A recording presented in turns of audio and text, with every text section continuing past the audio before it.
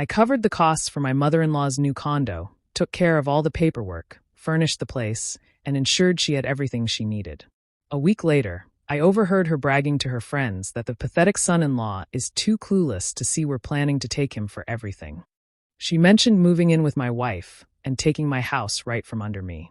She called me a loser, laughed about how easy it was to manipulate me, and even made fun of my family behind my back. I didn't react, I just smiled. That was a month ago. Yesterday, my wife and her mother texted. Please answer her. I've never posted here before, but I need to get this off my chest because I'm not even sure if I'm seeing things clearly anymore. I feel like I'm stuck in a bad sitcom, but it's not funny at all. I don't know if anyone else has experienced in-law drama like this, but here goes. Quick recap. I'm Bryce, 31, married to Tegan for almost 7 years. We don't have kids, which is a whole other issue her family brings up every time we see them. Her mom, Teresa, is a lot to handle.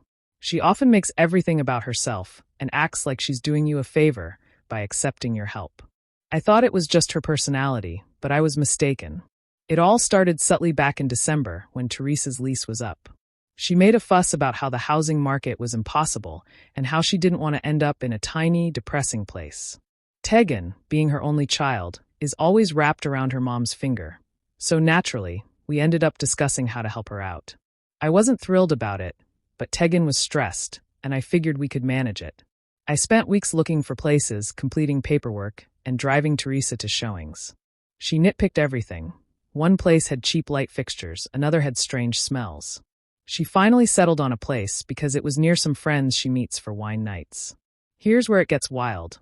I paid the down payment, completed all the forms, moved her in, bought her a decent mattress, set up her Wi-Fi, and assembled shelves while she scrolled through Facebook upstairs. I kept thinking, why am I going out of my way for someone who once called my family nice but boring? She laughed and said she was joking. Maybe she meant it, maybe she didn't. After moving her in, she was super sweet for a week, bringing over muffins and texting me thank you messages. But it all felt insincere. Tegan was all, see? She just needed support. I tried to believe it, but things kept feeling off. The first odd moment happened last Thursday during pizza night at our place. Teresa suddenly said to Tegan, "Once you're settled, we need to do something about the decor at your place too." I thought, what? Our place is fine. Tegan laughed it off, but I noticed she got tense. On Friday, Teresa texted me, asking if I could drop off some insurance papers she forgot at her condo. I said, sure, it's on my way. When I got there, I heard loud music from upstairs. Just before I rang the bell, I overheard her on speakerphone talking to her friends. I didn't mean to eavesdrop, but it was echoing down the hallway. I heard her say, "He's so gullible. He bought me this place and does whatever Tegan says. He has no idea we're about to take the house too."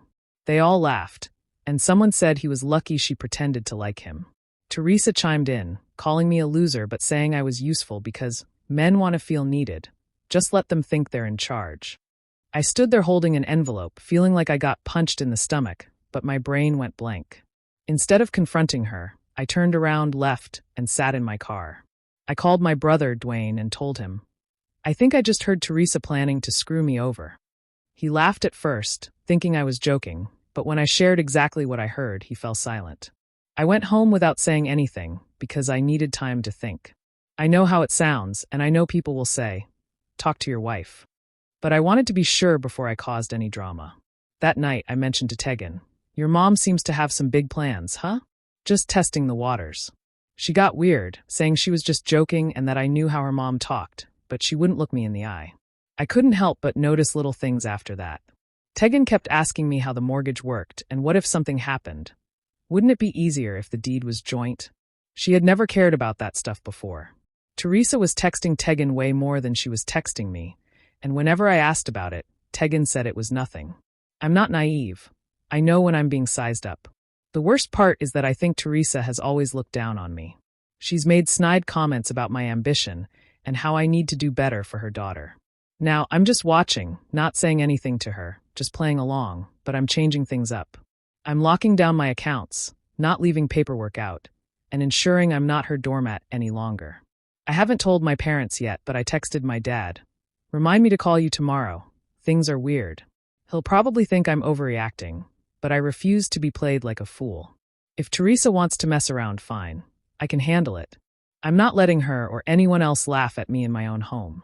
I'm not sure what my next move will be, but I'm not just sitting here waiting for them to act. If she wants a fight, she picked the wrong guy.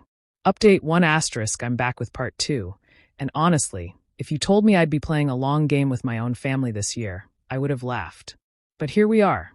After that night, I began noticing changes. Not big things, just small shifts. For instance, Tegan started putting our mail in her purse instead of leaving it on the kitchen table. When I asked about it, she said she didn't want to lose it. That seemed normal, but she never cared before. Then Teresa started showing up at odd times, like Tuesday at 11 a.m., just to grab a scarf, but always wanting to come inside and chat with Tegan in the bedroom, with the door closed. I wasn't oblivious to what was happening, so I started keeping track, not in a notebook, just notes on my phone about when they said what. I even began locking the file cabinet in the bedroom and keeping the key in my pocket. Maybe it sounds paranoid, but after what I heard, I wasn't giving them any more leeway. One night, while I was on the couch, Tegan's phone lit up. She was in the shower, and I saw a text from Teresa asking, "So, have you talked to him about the forms yet?" I don't usually go through her phone, but that stuck with me. During dinner, I started asking questions, saying things like, "Did you figure out what those forms your mom mentioned are?" Just to see her reaction. She'd get defensive, saying, "It's just insurance stuff, don't worry about it." Every time it was the same. "Don't worry, it's not a big deal. You don't need to know, but some stuff you can't miss." One day, Teresa called me while I was at the grocery store, saying she was locked out of her condo and needed the spare key. I said fine, but when I got there, she was already inside. She just wanted to see how quickly I'd help. Then she started in with, "Maybe you should give Tegan a set of house keys, just in case you ever get sick." I told her, "I'm fine. I don't need anyone else with my house key." She shrugged and muttered something about trust and family. Then the money talk started. Tegan came into the living room, saying Teresa needed extra money for groceries and asked if we could move some from savings. I asked, what happened to her grocery budget? She said her mom had a surprise bill. I logged in and noticed a lot of small transfers for errands, cleaning, and other expenses, all to Teresa. I asked Tegan, "Did you know about all these?" She acted surprised, but she's a terrible liar. I set my bank app to notify me every time money moved. I asked my brother if I was being paranoid, and he said, "Trust your gut, but don't go nuclear unless you have proof." So I started gathering evidence, screenshots of Teresa asking for money, photos of receipts, and even recorded a conversation on my phone. I texted my dad, "If you get any weird calls from Teresa, let me know." He just sent a thumbs up, which wasn't very helpful, but whatever. Then came the family meeting. Tegan said her mom wanted to discuss future plans and maybe streamline things. I said, "Fine, we'll meet at the condo." When I walked in, Teresa acted sweet and sat me down with papers about emergency contacts, power of attorney, and all sorts of things. She claimed it was just in case something happened, but the forms made Tegan a joint owner of the house and gave her rights over everything if I were ever unwell. I didn't sign anything and said, "I'll think about it." Teresa got annoyed, slapped her hand on the table, and said, "Don't I trust my own wife?" I replied, "Yes, but I also trust myself to read what I'm signing." She stood up, called me stubborn, stormed off, and slammed the bedroom door. Tegan tried to mediate, saying her mom just gets anxious about the future. I didn't buy it. I told her, "We're not signing anything unless we both agree, and if this is about security, we can get a lawyer." She got mad, saying I was making her choose between her husband and her mother. I said, "I'm just making sure nobody gets taken advantage of." She walked out and called her mom, and they left together. The next day, I went to the condo, changed the Wi-Fi password, and told Teresa I needed to do maintenance. I took photos of everything, furniture, valuables, the works. I started getting calls from her friends, asking why I was acting paranoid. Someone must have told them I was going crazy. So I invited Tegan and Teresa over for dinner at our place to keep things public. I put all the bank statements and condo documents in a folder on the table. Not the originals, just copies. I said, "Let's be clear. The condo is in my name, the house is in my name, and all the money comes from my accounts. I'm not adding anyone to anything. If you have questions, ask now." Teresa's face turned red.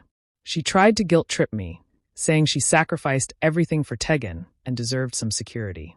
I replied, You have a fully furnished condo that I bought for you. She said, That's not enough. When she tried to take the folder, I pulled it back. She reached for my arm, and I stepped back, saying, Don't touch me. She stood up, pushed her chair back hard enough for it to hit the wall, and stormed out. Tegan followed her, but not before yelling that I was ruining everything. She slammed the door. I texted Dwayne, saying, Pretty sure I just started World War III. He replied with laughing emojis. Now it's basically a Cold War at home. Tegan barely talks to me except to ask about bills. Teresa is blowing up my phone, but I'm not answering. I've noticed she's suddenly posting a lot of family is everything stuff on Facebook, which is hilarious coming from her. I don't know what their next move will be, but I'm not just sitting around. I've moved all valuables out of the house to my parents' place, changed my passwords, and started keeping receipts for everything. I know I probably look like a paranoid nutcase, but I refuse to be blindsided again. Teresa treats me the way she does because she thinks I'm a pushover. She's always been like that, treating anyone who doesn't bow to her like dirt. It's not even about the money, it's about control. Frankly, I'm done playing nice. The next time they try something, I won't hold back. I won't scream or throw things. I'll just make sure every move they make costs them. I know this isn't the end, but I feel way less helpless now. I'll update you if they make a move. There's no way they're done. Update 2 *, I'm back sooner than I thought. It's wild how quickly things can shift from an awkward family dinner to who's going to snap first. They aren't even hiding it anymore. It's all out in the open. If you're expecting some dramatic moment, you won't get it because this is real life, and real people can be much more stubborn. Last week, I was just trying to get my head straight, doing laundry and catching up on bills when I noticed all the kitchen chairs were stacked strangely. It wasn't a big deal, but I wondered why. Turns out, Teresa had been over and decided to rearrange things for better energy. That's her new thing now. She's all about energy and tries to rearrange things whenever she's upset. I just moved it back and didn't say anything. Then Tegan started getting anxious about the condo. She asked if I had paid the utilities this month, and I said, Yeah, why? She told me her mom was worried the Wi-Fi might get turned off. I replied, It's fine, I'm handling it. She got huffy, saying her mom needed independence. I told her if Teresa wanted independence, she could pay her own bills, and Tegan stormed out, texting her mom. Now, Teresa has been texting me almost daily, asking for small favors. Can I help hang curtains, give her a ride to the pharmacy, or check her banking app because she forgot the password? I started saying no. She got upset and called Tegan, complaining that I was withholding support. I didn't hide it anymore. I told them both I was done being their ATM. I began making moves. First, I pulled every shared card and account.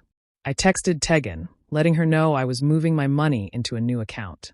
I told her she could have access to her own, but mine was mine. She tried to argue, saying, Marriage is about trust, but I replied, You lost my trust when you started hiding things. She left the room and didn't come back for an hour. I went to the condo and took photos of every piece of furniture, every appliance, even things I bought for Teresa. I told her, I'm doing this for insurance.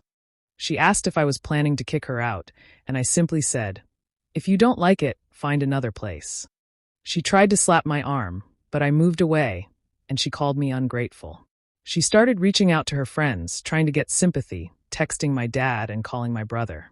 My dad just said, Don't drag me into this, and hung up. Dwayne laughed and said, She's finally getting what's coming. Next, I started getting calls from random family members. One cousin called and said, Teresa says you're making her homeless. I replied, She has a place to live. I bought it for her. She can handle her own stuff.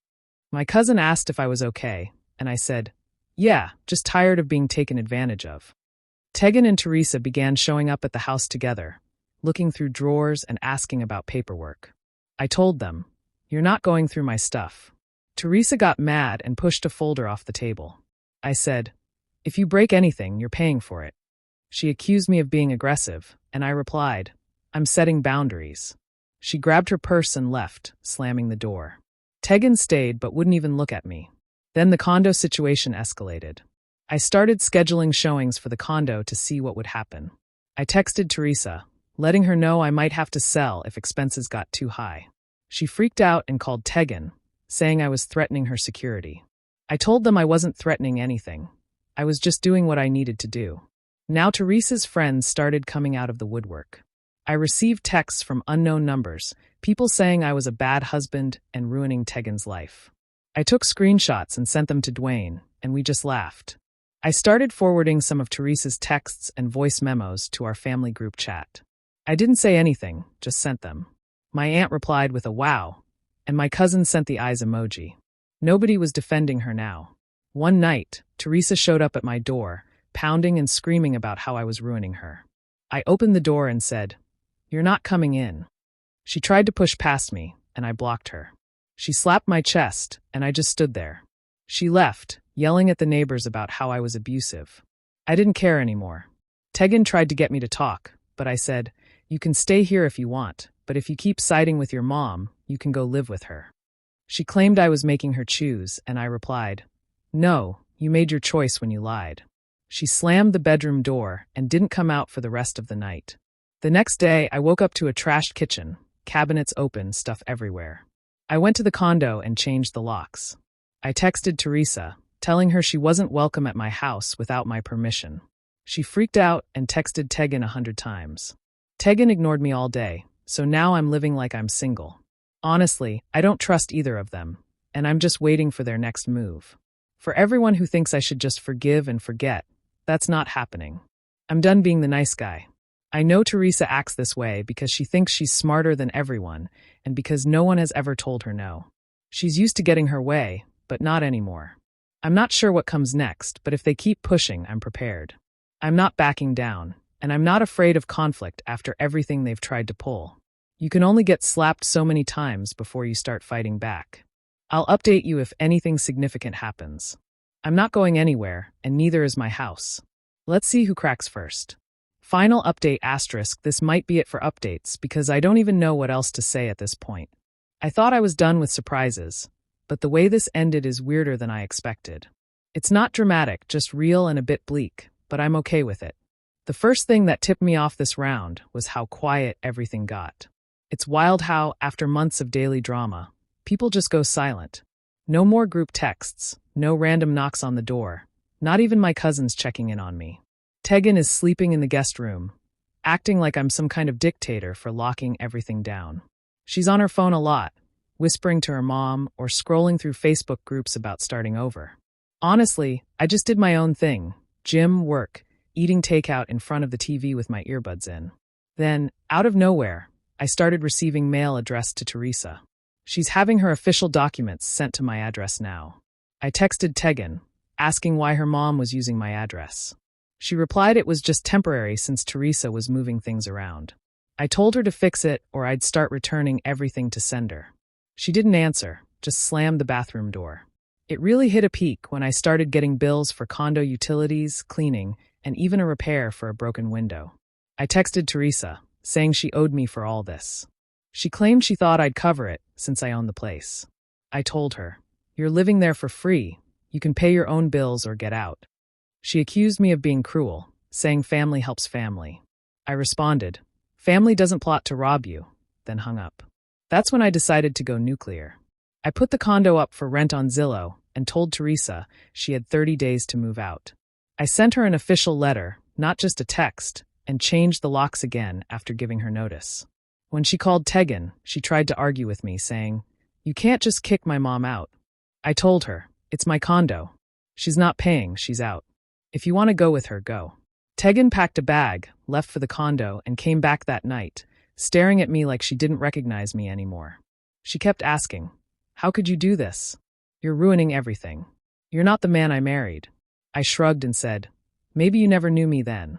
She pushed my shoulder and went into the bedroom. The next week was a blur. I focused on clearing out my own stuff and kept things civil with Tegan when we crossed paths, but otherwise, I avoided her. She tried guilt trips, yelling and crying, but nothing worked. At one point, she grabbed my phone and tried to scroll through my messages. I snatched it back and said, "Don't touch my stuff." She slapped my arm, saying I was being a jerk. I replied, "I'm being smart, that's it." Teresa tried to have some of her friends call me, asking for just a little time.